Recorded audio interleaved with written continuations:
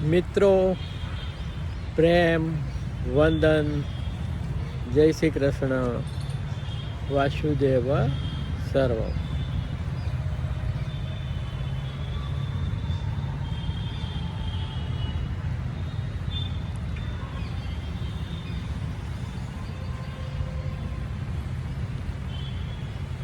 હું હવે છું હાજર ક્ષણમાં. હું હવે છું હાજર ક્ષણમાં, મારા જ આત્મ સ્મરણમાં. હું હવે છું હાજર ક્ષણમાં, મારા જ આત્મ સ્મરણમાં.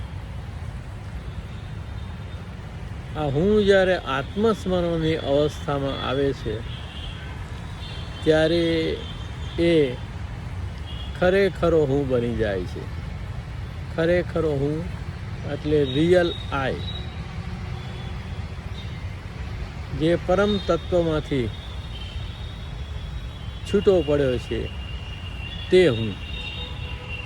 હું હવે છું હાજર ક્ષણમાં, મારા જ આત્મ સ્મરણમાં. અને પછી શું થાય છે?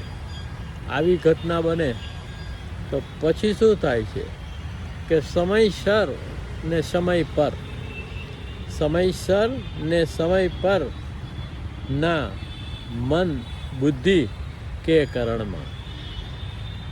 પછી જે દિવ્ય અનુભૂતિ થાય છે કે તમે મન, બુદ્ધિ અને બધા જ કરણોની પર, જે જ્ઞાન માર્ગની કરણ નિરપેક્ષ સાધના છે એના ચરમ બિંદુ ઉપર પહોંચો છો.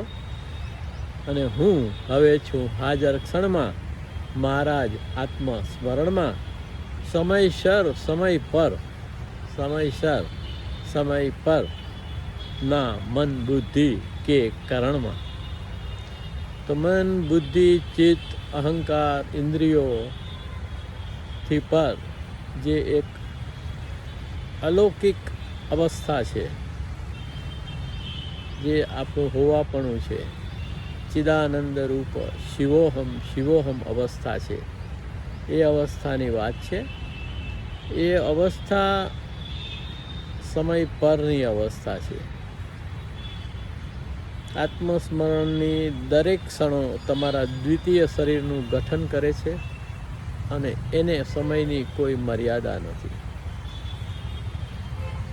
હું વિનાનો ખાલી હું હવે છું.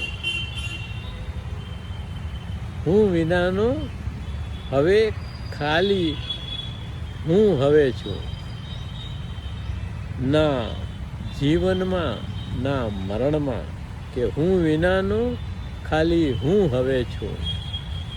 તો મેની આઈઝ ડિસેપિયર્સ. આપણે જે અનેક હુંઓના સમૂહ છીએ, હરાયા પરાયા, એમાંથી તમે ડિસેપિયર થઈ અને રિયલ આઈ, ખરેખરા હુંમાં સ્થગિત થઈ જાઓ છો જ્યારે તમે આત્મસ્મરણની અવસ્થામાં હો છો. અને પછી નથી જીવન રહેતું કે નથી મરણ રહેતું. હું વિનાનો ખાલી હું હવે છું.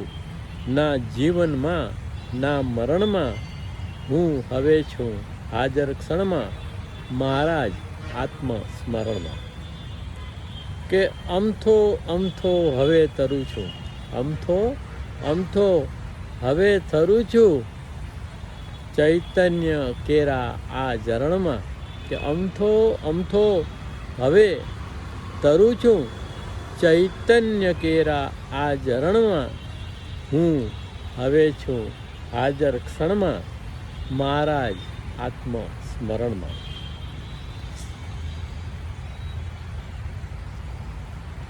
ખરેખરો હું, ખરેખરો હું પોઢી ગયો છે. ખરેખરો હું પોઢી ગયો છે પ્રભુ શ્રી કૃષ્ણના ચરણમાં. ઈશ્વર અનુભૂતિ, તમારા ખરેખરા હુંની અનુભૂતિ થાય છે. એ જ આત્માનુભૂતિ, એ જ ઈશ્વરાનુભૂતિ છે. તો ખરેખરો હું પોઢી ગયો છે પ્રભુ શ્રી કૃષ્ણના ચરણમાં. હું હવે છું હાજર ક્ષણમાં, મારા જ આત્મસ્મરણમાં. પ્રેમ વંદન. જય શ્રી કૃષ્ણ. વાસુદેવ સર્વમ.